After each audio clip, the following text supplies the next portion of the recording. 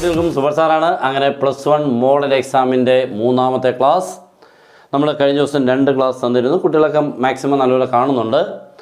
ഇനി നിങ്ങൾക്ക് പറ്റുന്നെങ്കിൽ ഈ ക്ലാസ്സിനെ കണ്ടിട്ട് നിങ്ങൾക്കൊരു യൂസ്ഫുൾ ആയിട്ടുള്ള ക്ലാസ് ആണെങ്കിൽ ഉറപ്പായിട്ടും ഒന്ന് ഷെയർ ചെയ്യുക, സബ്സ്ക്രൈബ് ചെയ്യുക, പിന്നെ നിങ്ങളുടെ ഫ്രണ്ട്സിലോട്ടൊന്ന് റെക്കമെൻഡ് ചെയ്യുക.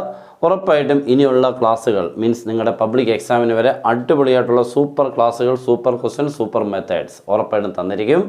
പിന്നെ നമ്മുടെ ക്ലാസ്സിന് നിങ്ങൾക്ക് ജോയിൻ ചെയ്യാം. +1ൻ്റെ ക്രാഷിന് ജോയിൻ ചെയ്യാം, +2ൻ്റെ റെഗുലറിന് ജോയിൻ ചെയ്യാം.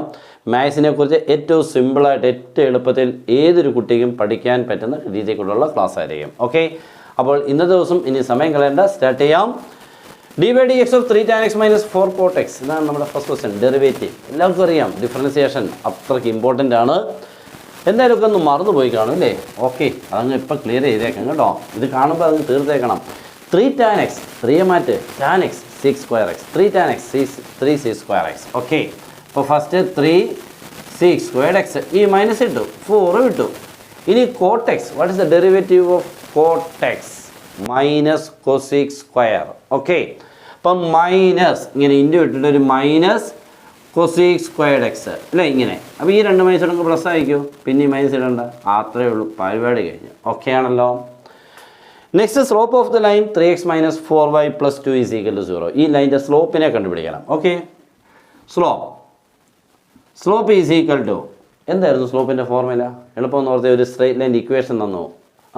സ്ലോപ്പിനെ കണ്ടുപിടിക്കാൻ മൈനസ് അങ്ങോട്ട് തുടങ്ങുക. That means minus coefficient of x divided by coefficient of y. Okay, minus ഇട്ടു, എക്സിൻ്റെ കോഎഫിഷ്യൻ്റ് 3, വൈയുടെ കോഷ്യൻ്റ് -4, 2 മൈനസോടെ +3/4. ഓക്കെ, തീർന്നു. Next, sum of x and y intercepts of the line 3x + 4y is equal to 24. ഈ ലൈൻ്റെ X intercept form ആക്കിയ ശേഷമുള്ള ഇൻ്റർസെപ്റ്റ്സുകളുടെ sum ചില കുട്ടികൾക്ക് അറിയത്തില്ലായിരിക്കാം, ഇതും കണ്ട് പഠിച്ചേക്കണം. ഓക്കെ, അപ്പോൾ നമുക്ക് ആദ്യം ഇൻ്റർസെപ്റ്റ് ഫോമിലോട്ട് എഴുതണമെങ്കിൽ ഈ റൈറ്റ് സൈഡ് കിടക്കുന്ന 24 കൊണ്ട് എല്ലാത്തിനെയും ഡിവൈഡ് ചെയ്യണം, കാരണം റൈറ്റ് സൈഡ് 1 ആകണം. ഞാൻ ഇൻ്റർസെപ്റ്റ് ഫോം ഒന്ന് പറഞ്ഞു നോക്കാം. x/a + y/b = 1. Okay, straight lines കുട്ടികൾക്ക് ബുദ്ധിമുട്ടാണ്. അപ്പോൾ എല്ലാത്തിനെയും മോനെ 24 കൊണ്ട് ഇങ്ങനെ അങ്ങോട്ട് ഡിവൈഡ് ചെയ്യണം കേട്ടോ. 24, 24, 24. അപ്പോൾ ഇവിടെ കട്ട് ചെയ്യുമ്പോൾ എത്ര കിട്ടും മോനെ? ഇവിടെ 6 കിട്ടും അല്ലേ. ഇവിടെ 4 കൊണ്ട് കട്ട് ചെയ്ത് എത്ര കിട്ടും? ഇവിടെ 6 അല്ലെ 8 കിട്ടും. അവിടെ എന്ത് കിട്ടും? 6 കിട്ടും 4 കൊണ്ട് അല്ലേ. അവിടെ കട്ടായി 1 ആയി, മതി.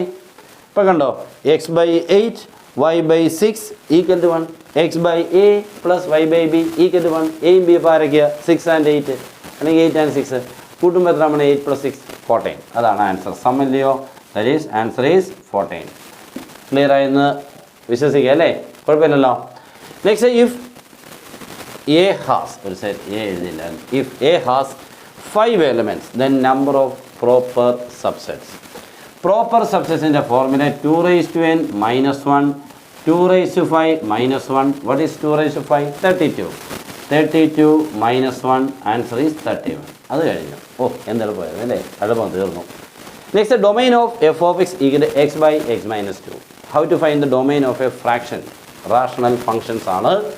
അപ്പോൾ നമ്മൾ എന്ത് ചെയ്യുന്ന അറിയാം, ഈ ഡിനോട്ട് കിടക്കുന്നുണ്ട്, ഇവനെ വില്ലൻ, ഇവനെ പിടിച്ചങ്ങ് 0 ആക്കണം. പിന്നെ അല്ല, നീ ഇല്ലടാ, നീ തീർന്നടാ എന്ന് പറയുന്ന പോലെ നീ 0, x - 0. അപ്പോൾ x എത്ര കിട്ടിയ മോനെ? 2 കിട്ടിയില്ലയോ എന്ന് പറയും. ഈ എക്സിൻ്റെ പ്ലേസിൽ 2 എന്ന് കൊടുത്താൽ ഇത് 0 ആവുമെന്നർത്ഥം. നമുക്ക് ഡൊമൈൻ എന്ന് പറഞ്ഞാൽ ഡിനോമിനേറ്റർ 0 ആവാതിരിക്കണം മോനെ. ഇപ്പോൾ 0 ആവുന്ന ഏത് നമ്പർ കൊടുത്തപ്പോഴാണ്? 2 അല്ലയോ. അപ്പോൾ അവനെ അങ്ങ് പറഞ്ഞു വിട്ടേക്കണം. ഇനി നിന്നെ കണ്ടുപോലെ therefore domain is equal to r - set 2. That's all, കഴിഞ്ഞു. That means set of all real numbers except 2.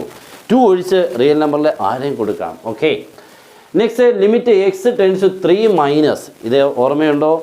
3 - എന്നൊക്കെ ഇടുന്നത് എന്തിനു വേണ്ടിയായിരുന്നു? ലെഫ്റ്റ് ലിമിറ്റും റൈറ്റ് ലിമിറ്റും ഒക്കെ ഓർമ്മയുണ്ടല്ലോ.